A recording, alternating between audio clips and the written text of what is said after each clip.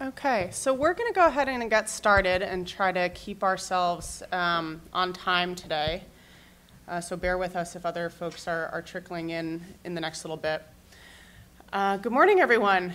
Thanks for showing up for the second day. We always worry we might lose people to the New York City nightlife between day one and day two of the conference.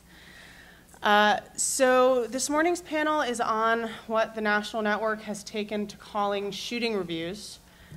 We've actually been reminded just this morning that we should stop calling them that because they are not necessarily solely about shootings. We might be better served by calling them incident reviews or criminal intel meetings. I'm inevitably going to say shooting reviews at times today, so bear with me and know that as you're thinking about what this could look like in your own city, it might not just be shootings. So I'm going to take just a couple minutes to kind of frame this up. We're then going to hear from each of our panelists for about 6 or 7 minutes, and we're going to try to be really disciplined and save plenty of time for questions. So I'm going to start there. So one of the exciting things about doing this work with all of you over the last David's been doing it for 20 years, the National Network's been doing it since 2009, is that we've really been able to see things that felt outlandish go from being outlandish to really being kind of accepted wisdom in violence prevention. And that's because folks have put ideas into practice on the ground and we've actually seen them be borne out. So we know a few important things at this point, and I hopefully will see heads nodding around the room here. These shouldn't feel controversial, but we know some things now about operational violence prevention that we didn't necessarily know in the same way 20 years ago.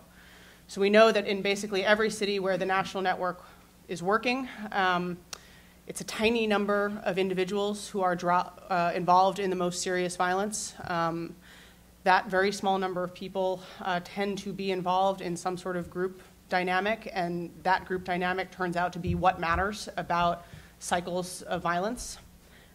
Even that tiny number of people involved in a pretty small number of groups tend not to, most of them aren't hot all the time. So at any given moment, that less than half of 1% of your population that's involved in those violent groups, it's a fifth of them who are actually involved in shootings or homicides or active beefs or pulling triggers at any given moment.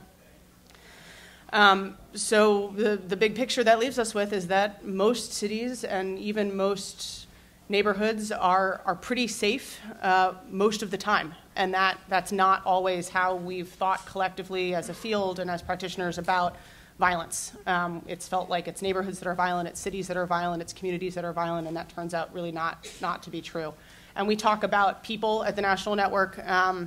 Those of you who work with us really directly day to day know that we beat that drum a lot, but this also applies to places, right? It's not whole districts, it's not even whole sectors, it's micro places within those districts and sectors and neighborhoods that are hot at any given moment. So what all this means to us in practice is that we've learned to take what felt like a really big, intractable problem, crime and serious violence and serious violent crime in communities, and made it feel really, really small. And we try to be really disciplined about that day to day when it comes to our actual operational interventions. And we try not to look too far upstream or downstream at the other things that contribute to violence, not because those things aren't important, but because folks who are on the ground, who are practitioners, particularly in law enforcement and in direct engagement fields like social services and street outreach, can't necessarily do anything about those other things right now. But if we get together in a room and we say it's these 19 people in these two different groups and they're beefing right now, that's a small problem that we can get our arms around. So shooting reviews to us are the next step on that pathway. When I say shooting reviews, what I mean broadly is collecting frontline personnel with access to real-time information about what's happening on the street in a room together. This has historically meant law enforcement. We're learning that it shouldn't be limited to law enforcement. When we get those people together on a regular basis, week after week, and we ask the same questions around what's happening in the city, who's involved, What do we know about those people? What do we know about their relationships? Who do we need to talk to in order to influence that person? When we do that on a regular basis, that's what we call a shooting review. And we've learned that that is an operational mechanism we can use to take that accepted wisdom that now feels right in virtually every city we work with and actually map it onto the operational responses we've developed. And that could be enforcement. It could be what folks know to be custom notifications, face-to-face communication between credible messengers, whether that's law enforcement or community folks, with the people involved in the most serious violence, whether that's street outreach, affirmative offers of help from social services, right? We have these operational mechanisms we know how to use, and shooting reviews take that intel and map it onto an expectation of tangible follow-up when we do them right. And so at the end of the day, what we've done is concentrated the fantastic resources that we have in every city that we work in between law enforcement, social services, and community, and brought those to bear on the very specific people who are at the most risk for victimization or for violent offending. And we've done that in real time, and we've set up a process where we can do that over and over and over again. So with that, I'm going to just quickly introduce each of our panelists, and then they're going to take a little bit of time to talk about what this looks like on the ground in their cities. So first up, we're going to have Reygan Harmon and Captain Ersie Joyner from Oakland. Reygan is the Ceasefire project director, and Captain Joyner leads the shooting reviews out of the Oakland Police Department. And then we're going to have Sergeant Karl Jacobson and ATF resident agent in charge Mike Zeppieri out of New Haven. Karl is the criminal intel sergeant for the New Haven Police Department, and Mike is the RAC. So let's start with Reygan. Great. Good morning, everyone. So Captain Joyner and I, we work as a team, and so we're going to actually do our presentation as a team. With regards to the shooting reviews, I'll use my slide presentation here just because I like to kind of show folks what it is that we're talking about. And that's a little hard to see, but again, I'm a visual person. So I direct the ceasefire strategy. One of the key components of that, you see kind of like the bubble that says number 1 on there. That's that data and intelligence. It's great to know like what happened 10 years ago, but we actually want to also know what's happening right now. And so how do you figure out, as Louisa said, how do you figure out what's happening right now as it pertains to shootings and homicides so that you can have an appropriate response, whether it be from a law enforcement perspective or from a services perspective. Just generally, as it pertains to our shooting reviews, we actually have 2 shooting reviews in the Oakland Police Department, or in the city of Oakland, rather. So the first shooting review is with law enforcement. So I'm in that meeting. Captain Joyner runs that meeting. Our deputy chiefs, our chief attends. We have our detectives and investigators from our criminal investigations division attend, folks from specialized units within the Oakland Police Department, as well as outside agencies. So the FBI, ATF, U.S. Marshals, our Oakland Housing Authority Police, it's a separate jurisdiction in the city of Oakland, and even neighboring cities, their law enforcement actually attend the meeting as well. And the reason for that is in Oakland, as I'm sure in a lot of cities across the country, people or the activities as it pertains to gun violence don't just stay in a particular area of the city or even just in a particular city. Things may happen in a neighboring jurisdiction that impact Oakland, and so that's why those outside agencies attend the meeting. The meeting is once a week.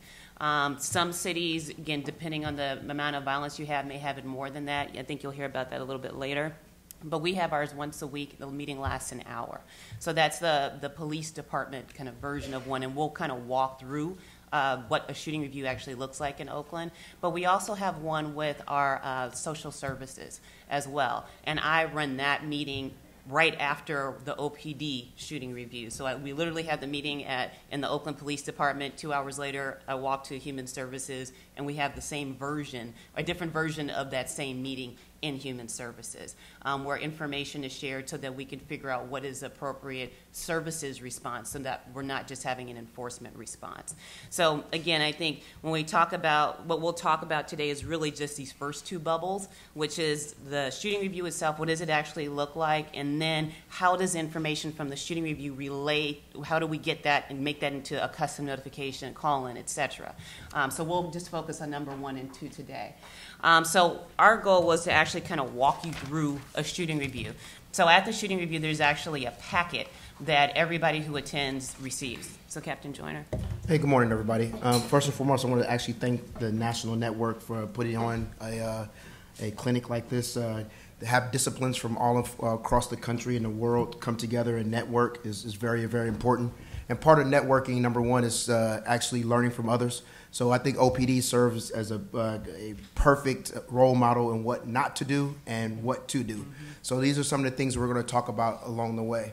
Our shooting review kind of has matured to where it is now, but it was not an easy process.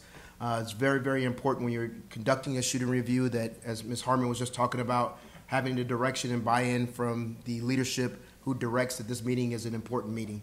And if the chief says it's an important meeting, then it's an important meeting to everyone else. So once we put this together, we wanted to make sure that this meeting wasn't just a meeting where we got together and just talked about what took place the last week. We wanted to be a meeting of substance where we talked about violence, we talked about retaliatory shootings, which is a huge problem in the city of Oakland, and then lastly, we talked about ways of predicting what not to be in the right place. So our shooting review has multiple components to it, not only from the data aspect, which is the main driver for Ceasefire, but it also has a component in regards to accountability, helps us to direct our resources, and then lastly, it serves as a roadmap where we're all on the same page. So just directing you up to where we keep our weekly shooting review in terms of stats, we like to make sure that we're visually aesthetic to individuals so they can look up on the board and see how many incidents they've had in their area as well as the city. Oakland was broken down into 5 geographical areas. There are some very positive things about geographical policing as far as accountability, but it also brings some negative things in regards to sometimes you might have lack of intel sharing, lack of communication, hoarding of resources. This is a component or a meeting where we're able to break down those silos and work together as an agency. One thing I can say for sure, as I'm talking to other law enforcement people in the room, no matter where you're from, there's 2 things I can guarantee you about cops. One is they don't like the way things are, and 2, they don't like change.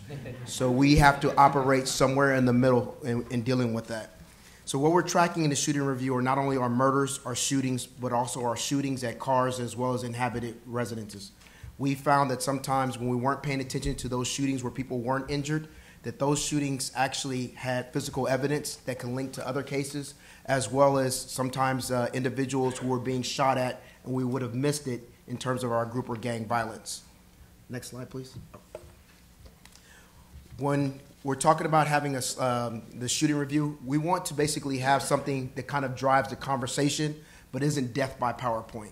So what we'll put up on the slide, and everyone will get this prior to the shooting review, is a picture of the victim, a picture of the suspect if someone's arrested, and the information in regards to the particular case.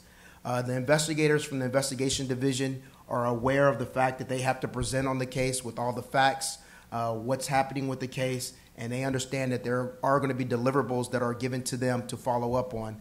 As Ms. Harmon talked about, we have representatives of, such as the chief, the assistant chief, and all the deputy chiefs overseeing the bureau, so it makes it a lot easier in regards to getting buy-in and working through the cases.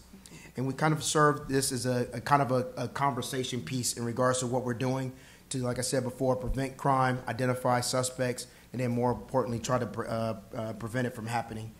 And actually, if we can just stay on that slide for a second, one of the things I wanted to add is that there you see gang affiliation at the bottom there. Even if, so we have a group of people, like a staff of like 2, that help us to actually prepare this packet every week.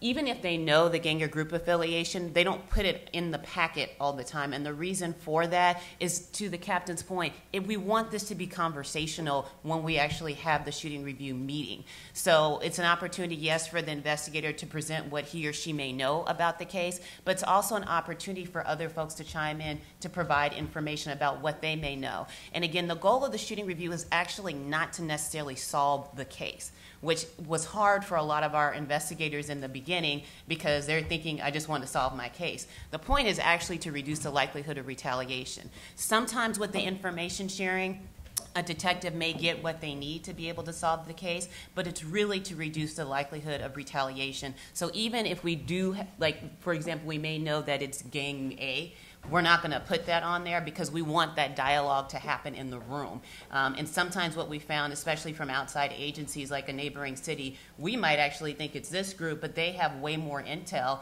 And if we put the name of the group on there, they're less likely to want to share information because they'll think, well, I'm not going to say anything. So we want it to be conversational. And then just in closing on this slide, as I said before, this is what works here in Oakland, and we're just sharing some of the things that we've done. Speaking to some of the other agencies, they spend an enormous amount of time on each incident. We usually average about 10 to 15 incidents during our shooting review.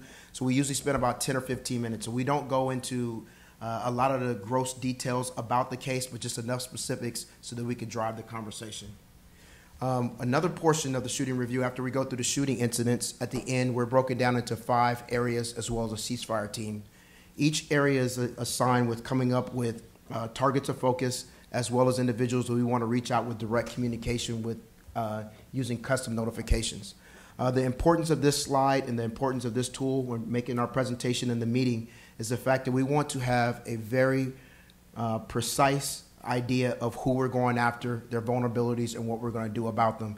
What that does is then trickles down to the streets, that we're just not out trying to arrest every individual out there in the community. We're actually out there with a laser focus, trying to have precision policing in what we're doing. It's very, very important at the Oakland Police Department. We talk every day about what our footprint looks like on the community, our optics. It's more important about what we're doing is not as important as how we're doing it. So we want to make sure we're keeping abreast of all of that as well. And I would just also add to Louisa's point, you know, in Oakland we have about 53 gangs or groups, right? But the thing that's important is that not all of them are all active at the same time. And even within a group, for example, I'll just say Gang A, within Gang A, what we've seen is it's not everybody in that group. It might be only 2 or 3 people. So the purpose of this slide that's actually in the packet that all the area commanders have to report out on every week is that who. Like, we don't want you just going after random people, or if we say, oh, Gang A has the highest points on the scorecard, so just go after everybody in Gang A. We don't want that. We want to ensure that the individuals who are actually the shooters or people who are likely to shoot, those are the people that we want to focus on, not the entire group at all. And there's a couple reasons for that, one of which we don't really have the resources to do that, and also it's unnecessary, to the captain's point about what's the footprint on the community. We want to reduce violence. We want to reduce gang and group-related shootings and homicides. So that's what we need to focus on, the people who are actually driving that. So there are individuals of focus for each of the areas, but it has to be informed by data. They can't just pick random people. It has to be based on what does the data show in terms of if it's Gang A that has the highest points on the scorecard, then that's what we're going to focus on. Then the next step of analysis is how do you focus? So for example, you'll see at the bottom here it says custom notifications, right? The reason for that is twofold, is that we've had groups where Group A, for example, may have more points or be more active in terms of suspects. But Group B, they seem to be more victims. So for those groups that are being victimized and those individuals within those groups that are being victimized, those are the folks that we want to do a custom notification with immediately. And so I talked about how I go over to our social services department and have another shooting review. So when I go and talk to them, I'm saying, okay, this shooting happened on such and such day and such time. We want to do a custom notification with these individuals. I think I have Bob Jones on there. We want to do a custom notification with Bob Jones because it looks like the individuals from this group are shooting at him. It's only going to be a matter of time before he shoots back. This is somebody that after we do the custom notification, can we look at relocating them? So, and also the other part of that, it's some accountability. When we first started doing custom notifications, we found that we had a quality control issue. Actually, I remember trying to get some advice from the Chicago people a few years ago about how do you ensure for quality control. It's not just about how many customs you do, it's about the quality of those customs and ensuring that you're doing customs with the right people. So that based upon all the instances we would have reviewed in that packet, we figure out, okay, who do we need to do customs with? And then in having accountability every week, did you do that custom with Bob Jones? So again, for me, there's, like I said, it's twofold, making sure that we're focused on the right people, but also in the right way. If somebody is a victim, meaning of a shooting, immediately a victim of a shooting, like why would we do an enforcement action? That's somebody we need to relocate. They need to get some services immediately. As we move on, I know you've heard for the last 2 days about the importance of data and how it drives the ceasefire strategy. Part of that is we actually created a shooting review scorecard. And on there, we're not only tracking the victims and suspects, but we're tracking suspects in terms of shootings as well as homicides. As you all know, ceasefire is the first and the worst to engage in violence is how we move forward. This scorecard helps us identify our strategies and the things that we move forward and how we do it. Ironically, I've been doing this job for close to 27 years, and in the early 90s, we probably made more narcotic and gun arrests than we had in the history of OPD. But at the same time, we had the highest number of homicides, which then begs the question, were we out arresting the right people? As you move forward to where we are right now, we're actually arresting less people, but our sustained numbers in terms of violence reduction we're working on our 5th year of violence reduction here in the city of Oakland, and I believe it's basically because of the strategy. And on top of that, there's no empirical data to support this, but I believe our relationship with the community has strengthened a lot. And before I turn it back over to Ms. Harmon, this is my opportunity to say it's not because of the police doing the job. We're successful because we have some great officers that go out there every day, but I believe we're legitimate because we have people like Ms. Harmon and other people who aren't sworn members sitting at the table, being able to be decision makers and bringing creative ideas. In Oakland, this is your 90-second warning. Okay, so we'll go through this just really briefly. The last thing on here is a significant arrest. Actually have Captain Joyner going to talk about this, and I'll just finish up. Okay, and I think my partner to my left said he conceded some time to us, so we're going to keep going. Definitely not.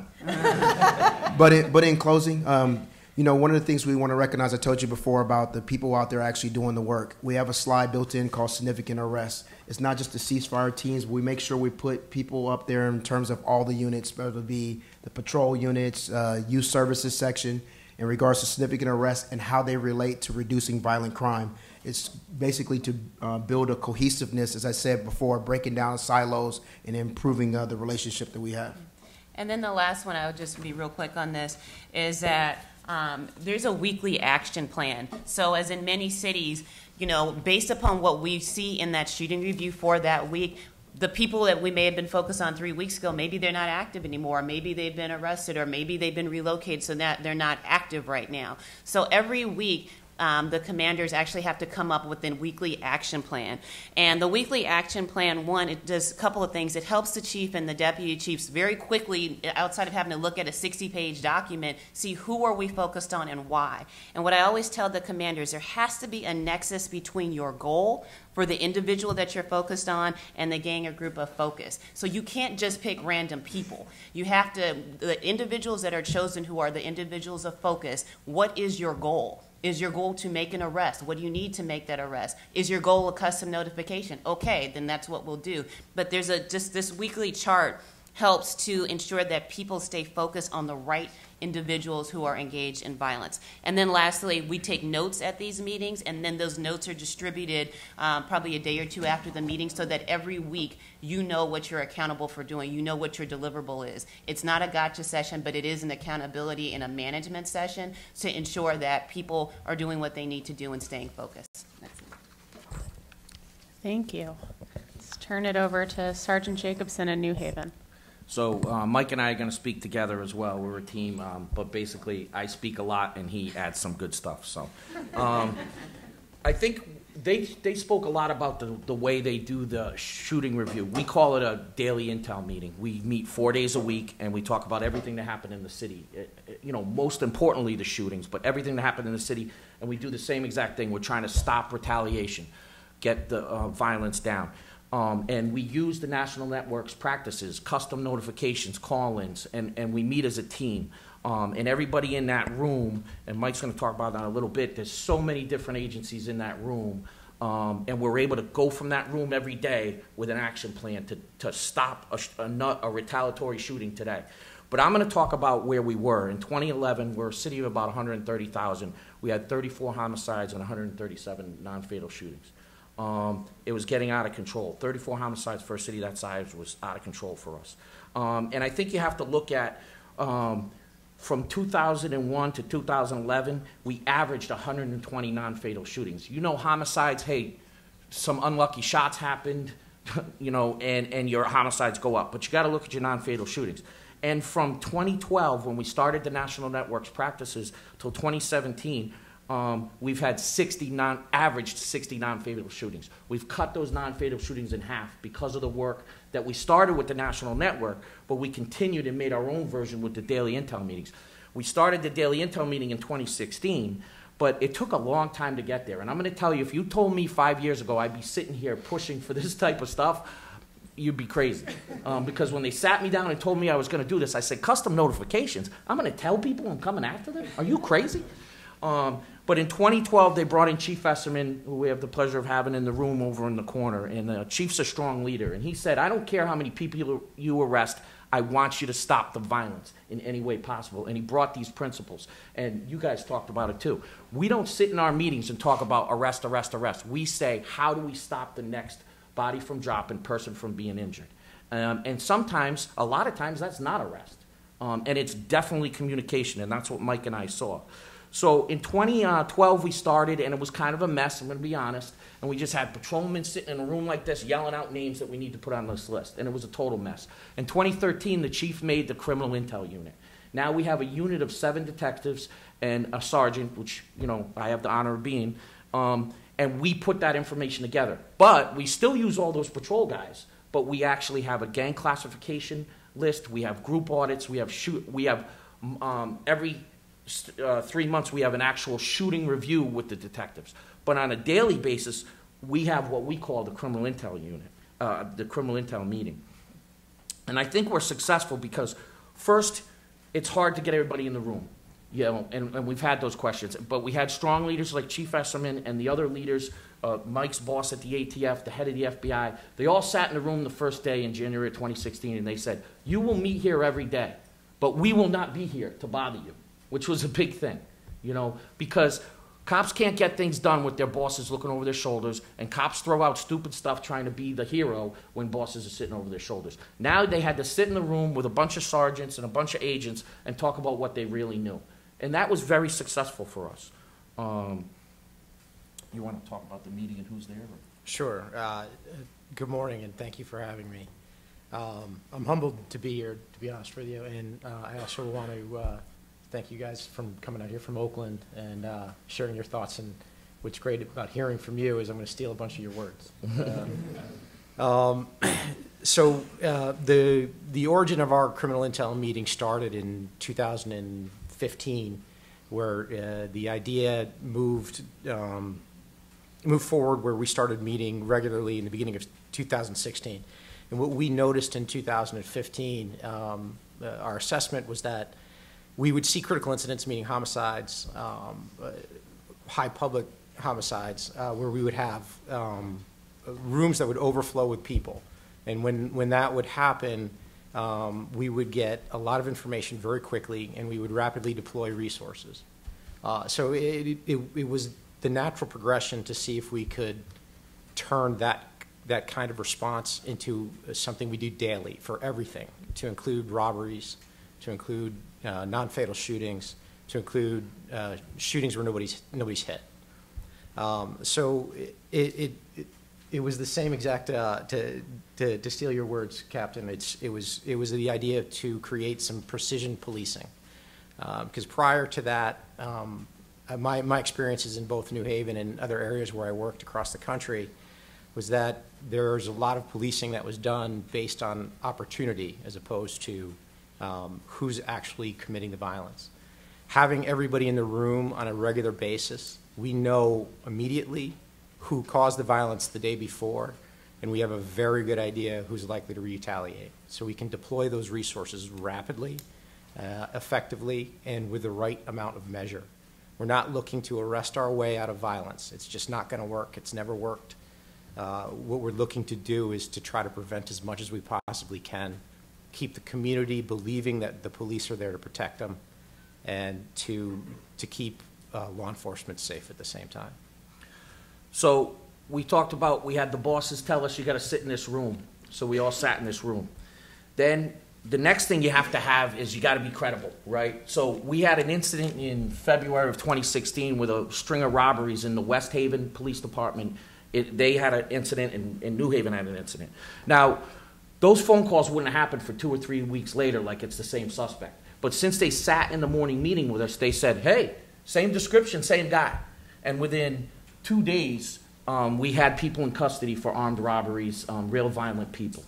And then, wow, we had, everybody dragged their way into the meeting at first. I really got to go. Then after that incident, wow, people started showing up. Then we had several other incidents that, gave us street cred. Even with our other agencies where people said, we want to belong. We used to have one agent of the FBI show up. Now we have an entire unit of the FBI show up. They want to work with us because they know we're successful and they know we know. And sometimes they may just come to get their own intel, but they also tell us ahead of time, hey, what do you think about this? We're going to go do this case. And Mike and I, we're on the same page every day. We ride together pretty much.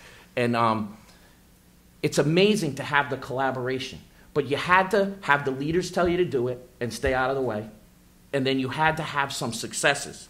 Now we're to the point where I was going to name some of the agencies, and a big thing is getting the attorneys in there. We have Peter Markles here from the U.S. Attorney's Office. I can't thank Peter enough for his support and going back to the U.S. Attorney Deidre Daly for Connecticut and saying, this is working, you need to keep us there.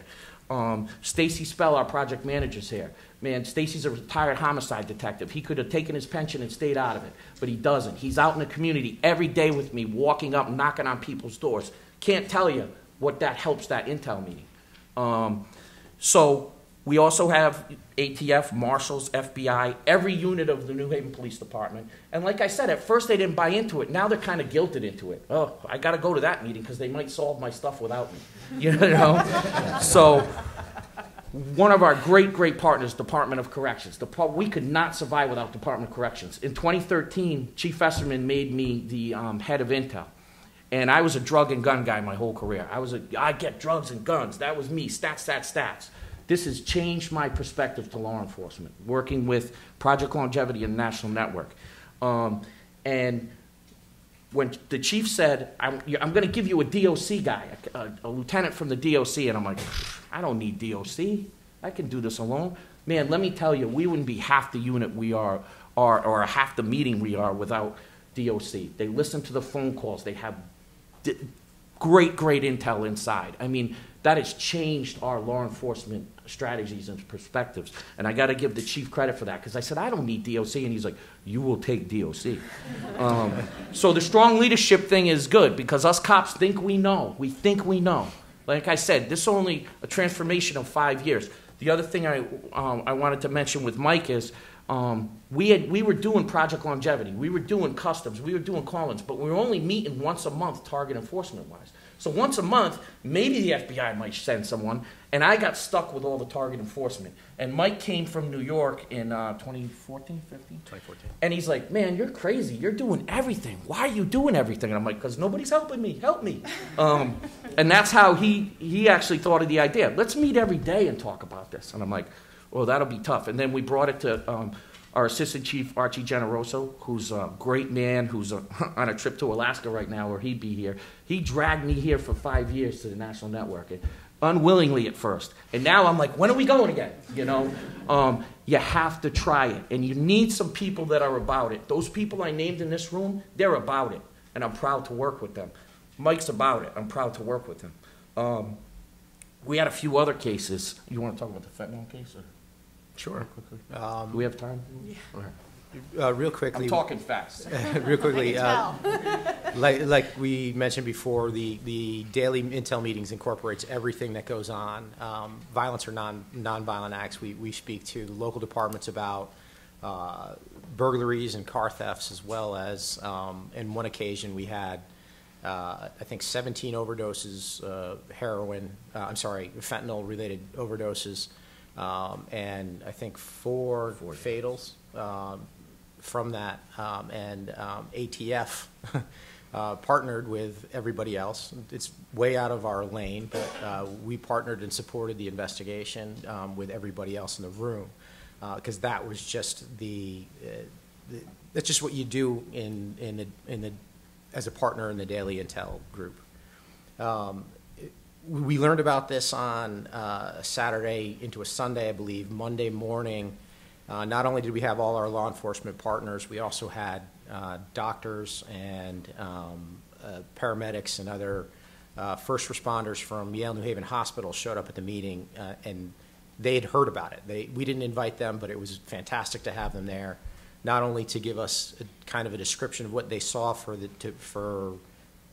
patients as they were being treated, but also to give necessary precautions to law enforcement should they encounter this substance. And at that point, it was unknown. Within a few hours, within a few moments of the meeting's conclusion, we had people from every agency going out to speak to victims' families, began phone exploitation and identified sources of supply of this substance. We also had law enforcement personally deliver some of the seized substances and bring it down to the DEA lab here in New York. And within an hour or so, we found out that our victims were purchasing cocaine, but they were, or attempting to purchase cocaine, but they were actually buying fentanyl, straight 100% pure fentanyl, and were overdosing immediately. And within an hour or so, we had 2 or 3 suspects based on some phone exploitation and some witness statements. Within 24 hours, we had federal arrest warrants because the U.S. Attorney's Office was also there and involved in this, and we made arrests and probably saved some lives in the process as well. Yeah, and I mean, the joke was Mike is ATF. We call him alcohol, tobacco, and fentanyl for that weekend. But we literally sat. These deaths occurred on a Thursday. He was in custody by Sunday, I believe. And that's just amazing. And it would have continued. And we found out he OD'd on his own stuff, packaging it, got out of the hospital, and then sold it. So that's what we're going up against. So if we don't work together, we're not going to be anywhere. And just on that point, when I was in those agencies, I worked DEA task force officer, FBI Safe Streets task force. We never talked to each other. And, I'm going to steal Chief Esserman's quote. If one cop knew what every cop knows, we'd be a lot better off. And that's a huge thing that happens in our department now. I just want to finish by, I went out to Minneapolis, and I see some of the people from Minneapolis here, and I told them, be patient with the cops. Be patient with the cops, because you said it. We don't like change, and we don't like the way it is, but we do care. We do care, and they'll come around. And when they see the light, they'll come around, and you'll get some people like us out there. But this stuff works. This stuff works. The custom notifications. And just to finish, me and Stacy go to the academy every year, and we teach police legitimacy and procedural justice. And that's important. I teach a gang class. The kids in the academy don't come back to me and ask about the gang class. Some of them do. But most of them talk to me about how important the police legitimacy and procedural justice is. And we, as an intel unit, as the guys that run it, can go anywhere in the city, and we're respected, and we treat people with respect and dignity, and we get answers. And that's a new thing. We never had that before. And because of people like Stacy in the community that help us get that street cred, But I think, am I out of time? You are now. Came in right under the wire, Karl. Very nice. Thank you. Very nice. Thank you all. I'm going to make one point, ask one question, and then open it up to any questions from you all. And thank you to all of the panelists for being disciplined in their use of time. One thing that folks mentioned that I want to just highlight, because I think this is something that we get hung up on sometimes, is formal intel and formal department records versus frontline knowledge and kind of street knowledge of what's actually happening. And I think both the Oakland folks and the New Haven folks alluded to the fact that, right, there are formal department records on everything from who's in a group to who's in a gang, right? Folks track affiliation, and that's fine, and that's needed in some circumstances, right? For if prosecutors are charging gang enhancements, there are statutes that dictate how you keep that information, and that's right, or that is what it is. But what they also both said that I think is really important is that doesn't limit what's talked about in the meeting. That sometimes there's overlap, and I've sat in both of these shooting reviews, so I've heard this firsthand, and I've heard Sergeant Jacobson say, well, he's not on the Project Longevity, he's not in our gang database, but here's everything else that we know about him, and here's what we're surfacing, and here's who we're going to do the custom with, and here's who he's hanging with. And it's not in a database, and it shouldn't be in a database because it doesn't meet formal gang criteria, but it's really important for us to know right now, and those are the people we need to be going to do a custom with, and that's who we're going to tell Stacy about so that he can, make an offer of support to that person. And I think similar to the point Reygan raised about we may have formal intel somewhere in our formal department records about what gang this person's affiliated with, and it may not be right, and it may not be, or it may not be entirely right, or it may not be right today because groups are fluid, and we don't want that intel, that formal intel to limit what we talk about here. And I think that's a really important piece to draw out, just because how you reconcile the fact that we've got some formal mechanisms and data with that doesn't always align with what we're actually seeing in the street. That's a hard thing sometimes to figure out. How do you act operationally when those two things both exist and they might be in conflict, or they might feel like they're in conflict? And I think this process these folks have deployed this process in a way that helps them have that information if they need it, but not let it limit their thinking about how do we get to what our actual goal is, which is to stop the next shooting and to keep folks alive and safe and out of prison if we can. So that's really important. And then the question that I'm going to ask, that I'll ask Oakland to sort of start with, and then if New Haven has anything to add on to this, you all should jump in. But we at the National Network for a long time thought of this as a law enforcement process. And we thought about it as a meeting that should happen with law enforcement partners. And we had our duh moment not that long ago that, of course, it shouldn't just be law enforcement. If we're talking about a small number of hot people, and we're talking about what resources can we bring to bear to ensure that those hot people get cool and stay alive and stay safe and stay out of prison and don't hurt anybody, law enforcement brings some resources, but doesn't at all represent the universe of resources that we could bring to the table. So Reygan and Captain Joyner, if you guys will talk for a minute just about how you got to where you are and what it's been like to try to move some of that, what I assume is often sensitive law enforcement information, that some of which you can't share, but how do you move some of that intel out of that protected space into a space where you can share it with your partners, and just if there's any kind of key takeaways you have about how you worked out that process with your law enforcement partners, I think that would be valuable. And then New Haven, I know your process isn't as formal, but it's something we've talked about. How do you make sure information flows to your trusted community partners when it needs to? That would be great. Okay. I don't think it's something like, I want to be clear, this is not something that like you can just do. Like, it takes time. It's about, relationships. A lot of our community and service providers we've worked with for years. So I want to like manage expectations around that. But I think one of the things, Lisa, to your question is, how do you do it? You have to do it, because we can say all day we can't arrest our way out of it. Okay, so what does that mean? What that really means is that if we can't arrest our way out of it, we have to provide our service providers with some information, at least, about what's going on, so that they can truly provide the appropriate types of services, help, and interventions to those who are at highest risk. So, in the beginning for us, I think most people are familiar with all of Oakland's woes and our multiple chiefs and, all kinds of crazy things going on in Oakland. But I think one of the things is that I always tell people we decide we're going to stay focused on our goals. Our goal is to reduce gang and group-related shootings and homicides. Our goal is to decrease the recidivism rate amongst participants. Our goal is to build community trust. So regardless of whatever is going on, in City Hall or, multiple chiefs in one day, this is what we do. We're not going to get caught up in all that other stuff. So one of the things that we did, and actually it was with the assistance of our mayor, because we were in another cycle of chiefs at that time, was that, okay, we want to reduce the recidivism rate. We know that when we have these shooting reviews, we have these people who, are being victimized, and how does human services interface with that? So our mayor actually wrote a directive and mandated that we have these coordination meetings. So our coordination meetings probably started about 2-3 years ago now.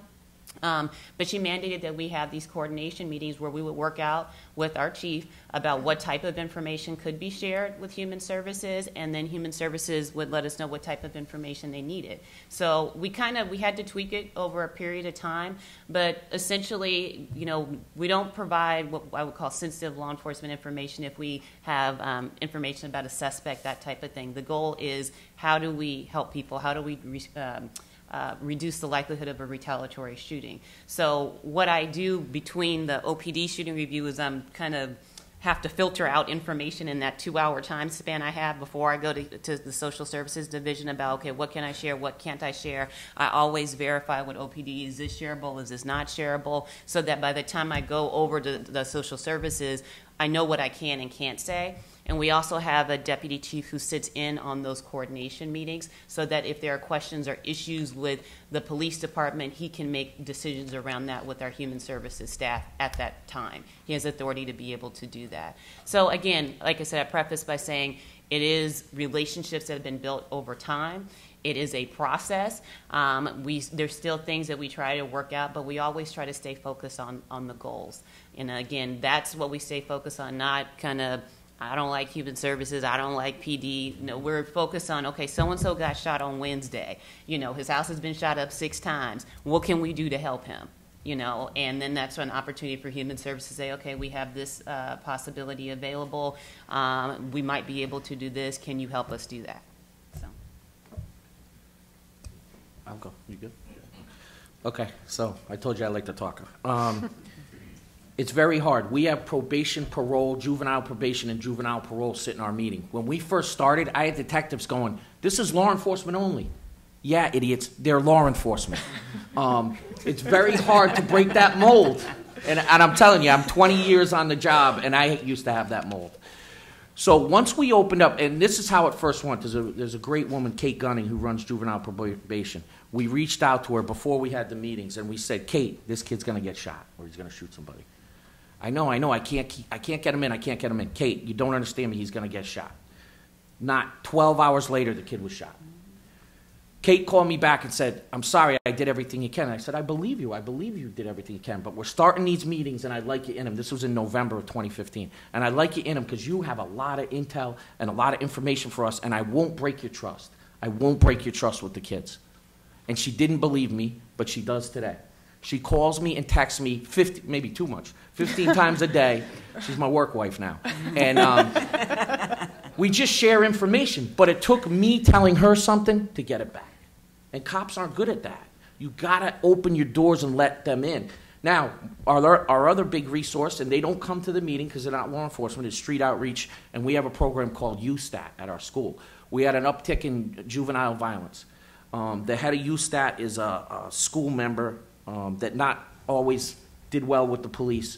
I became his best friend, and we are best friends now. And I trust him, and he trusts me, And if I said this at my PD, half the room would be mad at me. But I don't care, because it's not about me or him. It's about saving the kids' lives. And he knows enough, and I know enough. But when we come together, it's going to work.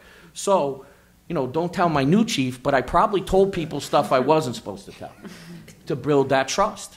And I took a risk, and it worked. Because we meet at 10 a.m. Some days we're done at 10:05. That's the other thing. You got to be legitimate. If nothing happened and there's nothing to talk about, don't talk about bullshit. Let them get out of the room and get to their work, But by 10:30, street outreach is calling me. USTAT's calling me. Did anything happen in the meeting that we should know about? Because now we're so credible, they want to know.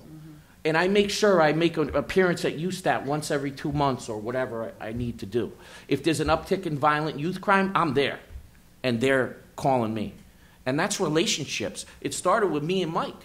We had to build a relationship between the feds and the locals to show we could work together. We did some great things together. But even on the services side, you have to build those relationships. You have to. And the people, listen, we all have the same goal. We all have the same goal. We want the kids to be safe. We want less shootings. We want less violence. And when they really see the cops for that, and we really see them for that, they're not, former gangbangers that, no, they don't want to see people shot either. You know what I mean? So it's about trust. And sometimes you have to be the first one to trust. And on that note, questions? Yeah. Oh, sorry. Chief Esserman. My name's Dean Esserman. I just retired out of the Navy. That's a big shot job at the Police Foundation in Washington. So I've been out of uniform in 25 years. But I've been an American police chief. Usually I don't need that. I've been an American police chief for 25 years in 4 cities, and chiefs are good at getting the credit, and they're just as good at dodging the blame, right? I'm not here for either. I said I came here to give the credit. You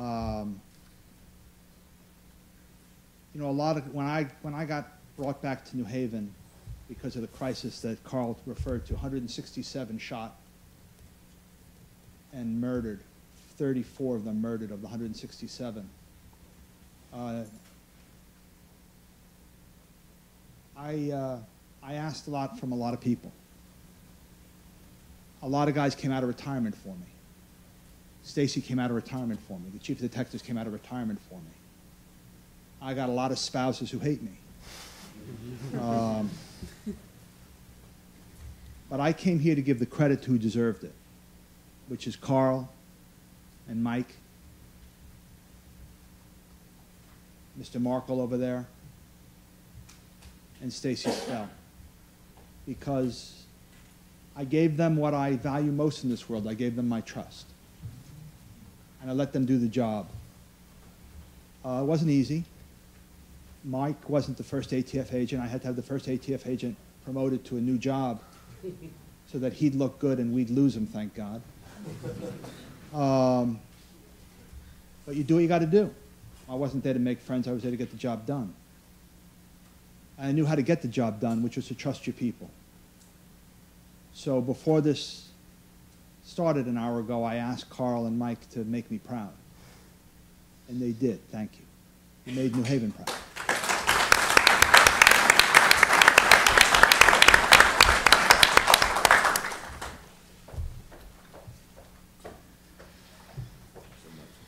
Just one quick question. Sergeant Jacobson, out of the intel unit at your morning meeting, are you able to task assignments out? Or is it just purely an information sharing? No. Well, prior to July 14th, I make lieutenant, so I'll be tasking a lot of assignments. Congratulations. But right now, I have a group of 15 guys that work for me, and they're related to the task force and everything else. And then Mike will have 5 to 10 guys in the room, too. So 25 guys are going to do what we say to do and be on the same page. And that's how it started at first. Because, January 2016, like I said, until we got the credibility, the FBI might say, this is good info, thank you, and leave. Now we kind of guilt them into it, like, hey, what are you guys going to do? And they're in a room of 40 people. So we do actually say, we allow people to say what they can and can't do, and then we do tasks from there. But yeah, I would say we do task people now. Things that may not rise to the level of your 15-man team or even FBI, can you task that out to patrol or to any other? Oh, absolutely. Every district, we're split into 10 policing districts. Every district manager is mandated to come to our intel meeting. They come because they're trying to reduce violence in their districts. And what better way than come hear it from us? So they're all there. So we'll put up a perfect example. There's a big party tonight after the Rick Ross concert.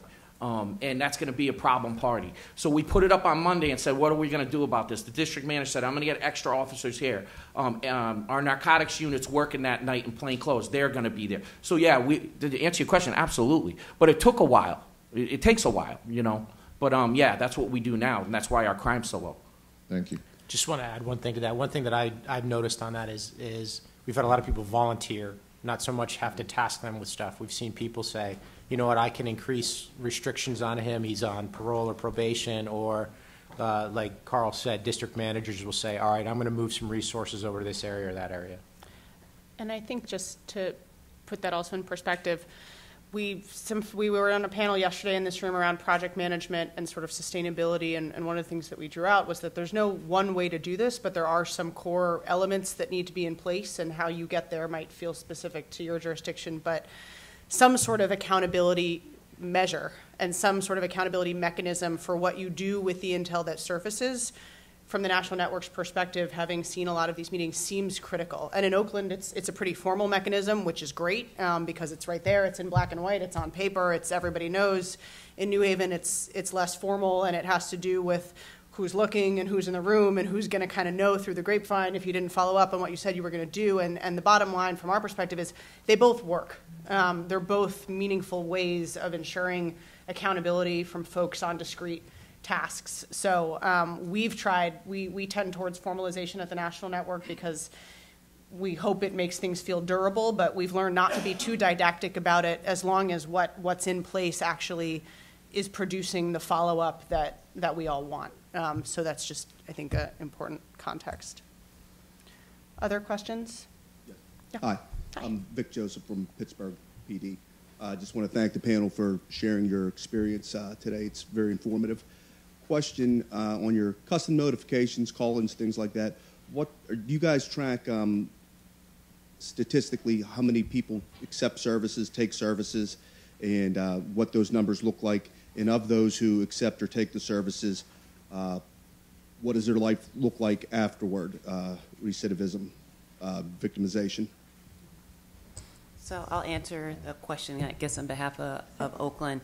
So based upon the information from the shooting review, it populates the scorecard. Then we determine who do we do a custom notification with, who needs to come to a call-in.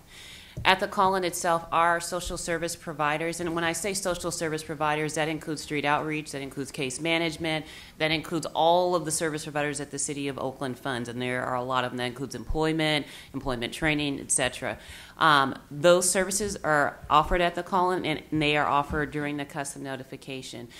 So we track in the police department, especially with custom notifications, who is interested in services, because we end up making typically the direct referral to social services.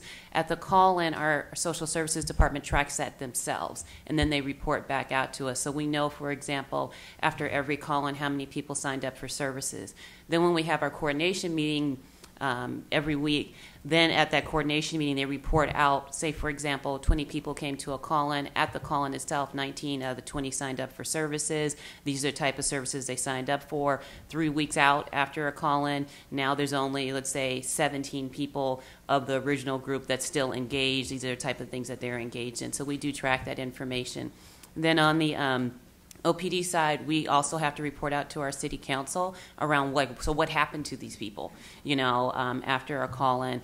And so we're able to track who was victimized, again, in terms of where they shot, who was arrested, what they were arrested for, was it a violent offense, non-violent offense, were they murdered, so what happened to those folks. We are in the process of a formal evaluation right now so that all of that information after 5 years is actually compiled and can be put together in one document. But to answer your question, yes, we do track that. Thank you. Yeah, we also have a mechanism for that. It's not us. But I will say, I'm not going to make anything up. Not a lot of people ask for services. The custom notification to me, yeah, it's about showing them. We give them a packet at the end as a services, and they can keep the packet. The packet has them as a gang member. And for me, it's not about, I hope they take service, and I hope they change their life. But my visit to them with Mike Zeppieri and Stacy Spell just stopped them from retaliating. That's it. Sometimes that's all we get out of it. Because now they're afraid, geez, the ATF was here. They must be looking at me. And I'm really not looking at you. That's why I came to visit you, because I have nothing on you. So it's part of the perception as well. So the only way I can measure the success of what we do with Project Longevity is we're at 4 homicides right now. We only had 60 shootings last year, And what have we done different from up to 2011 till now? These practices, these intel meetings, you know what I mean? So we have had some nice ceremonies where Stacy brought attention to some guys that have changed their life around, and one of them I'm in contact with all the time. Listen, that one story brings me to tears. If I could give every cop that works for me that one story, they might police differently. And that's what's important. I understand, and I was skeptical because I was like, where's all the stats that we stopped all these shootings? Where's all the people we helped? Well, it's not about that sometimes. You know what I mean? So.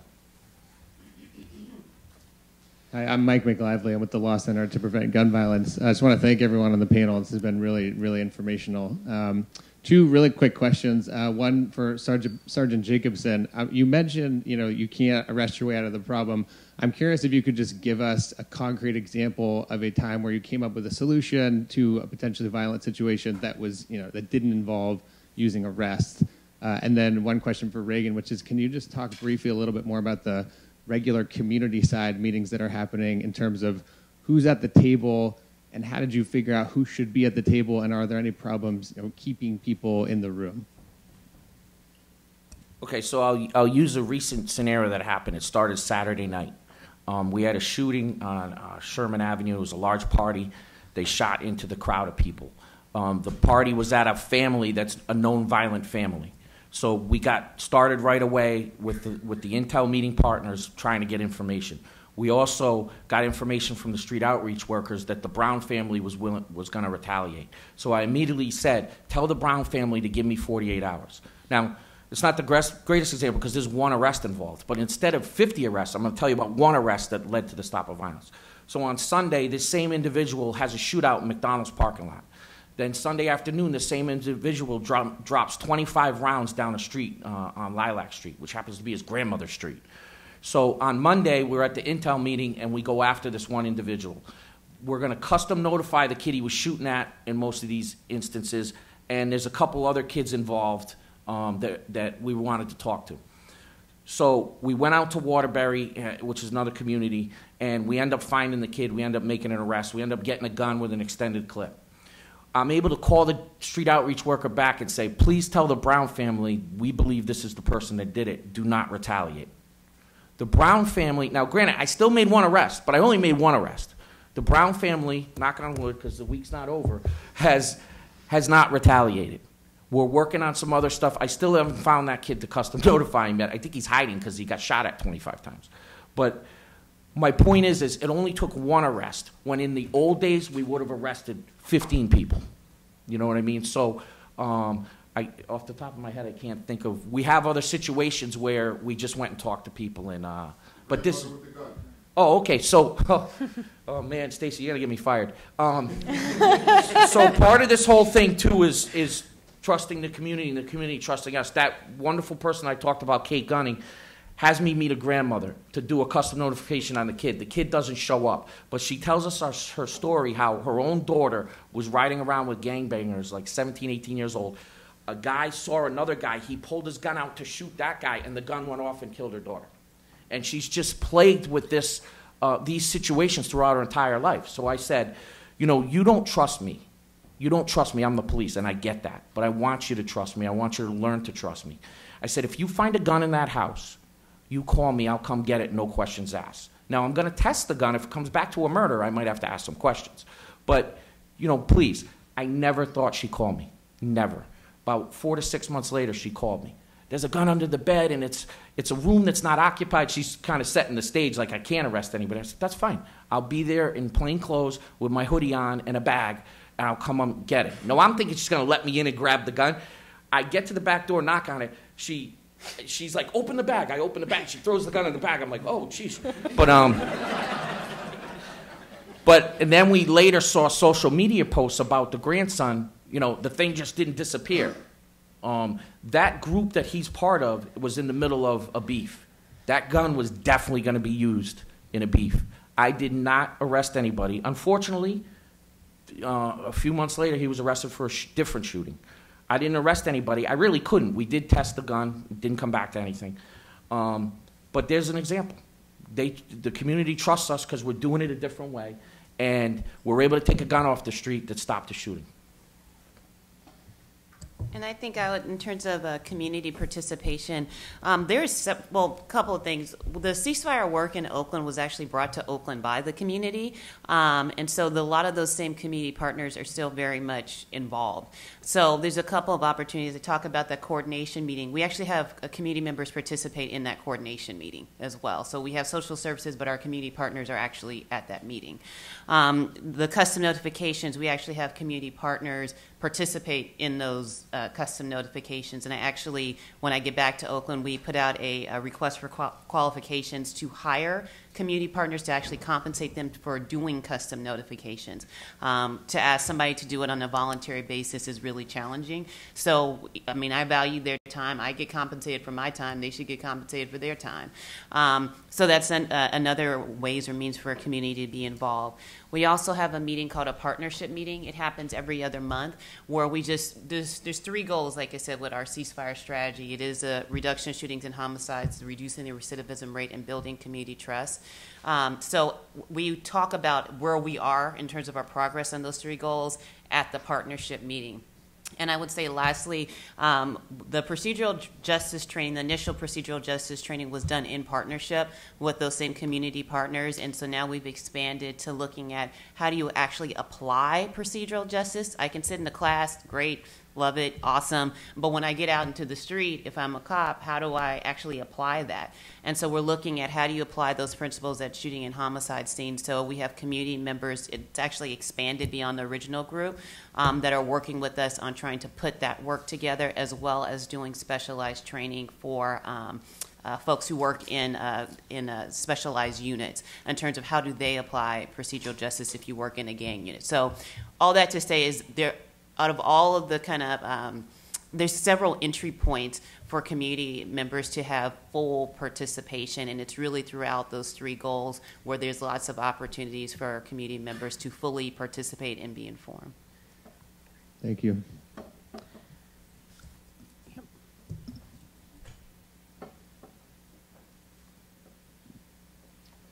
I'm Rich Dominguez from the Virgin Islands Police Department. We're about to start doing our shooting reviews probably here in the next couple weeks. So this has been very informative. Thank you very much.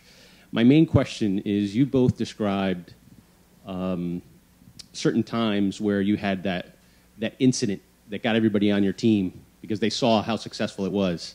Before that, how do you get those people in the room actually talking about these investigations or these players where in the gang unit, investigations might all have open investigations against? I mean, they're going to have to be in the room and in there sharing information first before we can even get to that first success that turns the light bulb on. What did you do back then? Captain Joyner, will you start us off there? Yeah, as I said before, I think our success in Oakland is that we have some incredible officers who have institutional knowledge about the city of Oakland and the people who are out there engaged in violence. I think our biggest issue was getting the right people in the room and trying to create an environment that wasn't just a question answer, but more of a conversation. Another issue that we had is that we have some people who have stronger personalities than others. So trying to create an environment where people who have a lot of information but don't like publicly speaking, giving them a platform to speak as well. So it's kind of a balancing act, like a fine ballet that you're doing all the time. But it goes right back to just knowing your staff, knowing the people who are there, and creating an environment, whether it be the way that we do it or some other mechanism that you do, that just encourages people to talk. And then lastly, part of this whole conference that we're talking about race, history, and policing, and not to sound like an infomercial for OPD or for Ceasefire, but at the end of the day, I can't think of any other police strategy that fits into all 3 of these very important topics in regards to having a new vision. And we're available to come to, you said the Virgin Islands? Yeah, we are too. Yeah, get in line, guys. Call me. Louisa, you sent me to Minneapolis. I love it, guys.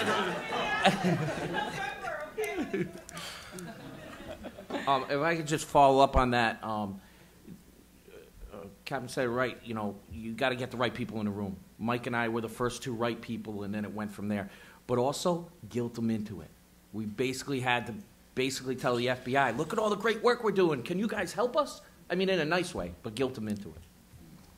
Can I actually ask, Mike, will you talk a little bit more on that same theme? I think one of the challenges, or maybe it's less of a challenge and more of just an opportunity we're missing in a lot of the cities we work with, is to ask our federal partners to come to the table in ways beyond adopting the odd case or putting together a long-term investigation if and when that is appropriate. And I think your New Haven's a good example of a place where federal partners are at the table day to day. And will you just tell us a little bit more about how you got there, and if there were sort of fights you had to have internally, or if not, if it help us understand how this became part of kind of your day to day? Sure. So it's kind of interesting. It's I spent the first 15 years of my career doing long-term investigations, lots of racketeering cases, and from start to finish, they average about 18 months. Even the worst gangs and groups that we've investigated, during 18 months, they do not sustain violence during that entire time.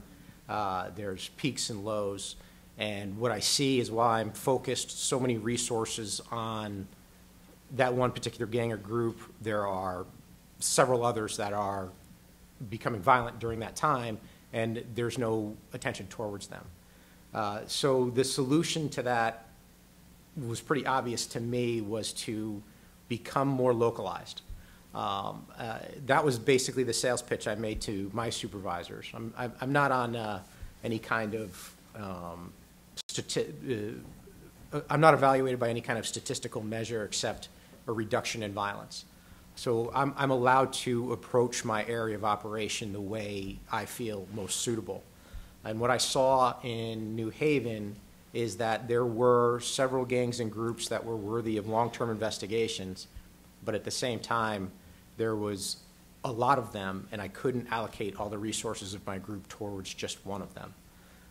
So I found out that partnership with New Haven on a very local basis, even if it's slightly outside of our lane of jurisdiction, became the smartest thing to do, and it was recognized very quickly that we were lowering numbers by that partnership. That's when we decided to formalize it. We put it to paper. To go back to your question a little bit about that, is there were a lot of meetings going into it. I sat down with every police chief. I sat down with every RAC, SAC, ASAC of every alphabet agency and explained to them what we're doing and why we're doing it and who was involved. And really challenged them to send the best people they could, that this was not something that was going to be taken lightly. We had the U.S. Attorney from the District of Connecticut and Assistant U.S. Attorney Peter Markle at all those meetings, really demanding that out of the federal agencies and out of the local police departments. And it was because I think everybody recognized that was the same thing, where especially in the federal agencies, we can get sidetracked. I mentioned it briefly. We do cases of opportunity, and I need to elaborate on that a little bit more. They're still very important cases, but we can miss the boat. And going back to not being able to arrest our way out of it, our mere presence, Deputy Chief Generoso from the New Haven Police Department regularly asks us to put on our alphabet jackets, our ATF raid jackets when there is a flare-up in a certain neighborhood, and just to walk the street, because it's a presence, and it does send a message. I don't know how it's received. There's no way to calculate that, but it does send a message. And that's what we're looking to do. It's no longer about making a case, making an arrest. It's about preventing the next one. Thanks. We probably have time for one more question. Oh, and you're all queued up. Okay. I think it's the afternoon now. Good afternoon. One of the things for this conference is sustainability. And so I know with Oakland, especially you guys have went through a lot of transition, a lot of police officers and mayors. So I want to pose this to both the groups, especially Captain Joyner and Reygan.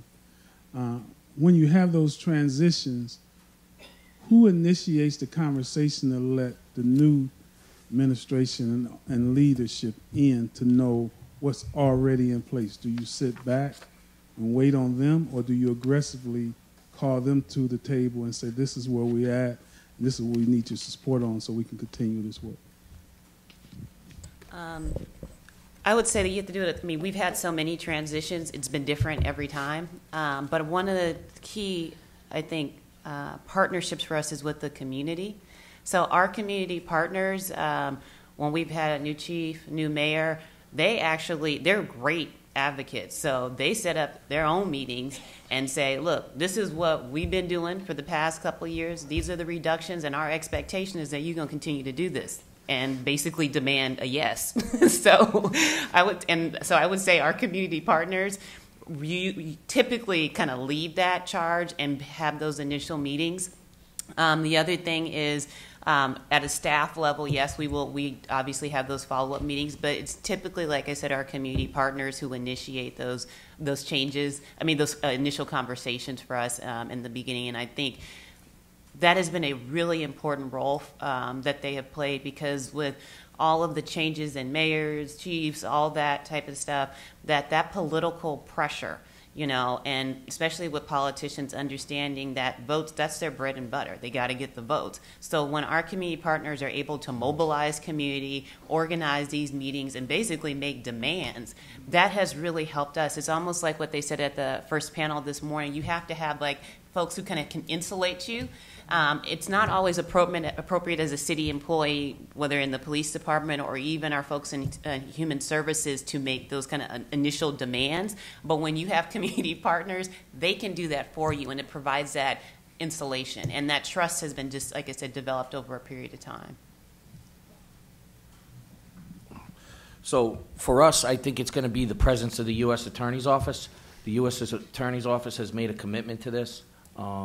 There's no funding to the city except we get Stacy, which is priceless, right? The state has also, the state government funds it as well. So there's a good foothold for us. But I see what you mean. We lost Chief Esserman. We had another chief, and our success breeds. They can't take us out. We're institutionalized through our successes. But I've often thought, man, if we weren't successful, and we thought with the change in presidential administration, we were going to get, screwed.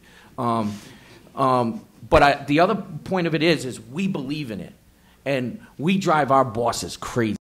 That's why I think they're promoting me, so that only a few people have to deal with me. But if they took this away from us, we wouldn't put up with it. But I think the success breeds the institutionalization, and then hopefully I think we are institutionalized at this point for this program. But you're absolutely right, and it's a fear. And I try to tell my detectives, because they say, when Trump was elected, they're like, oh, there goes Project Longevity, and I'm like, I can't tell you what I said, but I still have cops. He still has agents that grumble about it, but it is what it is. But you're absolutely right. We do worry about that. But you got to find a couple passionate people that care about it. You know what I mean? That's what it comes down to. And it started with us, and now we're at 4 homicides. Our numbers are great, and our people believe in it, and now we're sitting up here. It's amazing. But it's the passion of, we all realize when we sit with the national network, we made mistakes in policing. We need to fix them. And this is a solution. It's too bad that we're too stubborn to realize it. When I found out recently that the national network was only in 26 cities, I was disappointed. I was really disappointed. He's making a bid to be sent to other tropical locales. I see what you're doing, Karl. You're like, Honolulu, send me. 2 for 1. Let's give the panel a round of applause. Thank you all so much.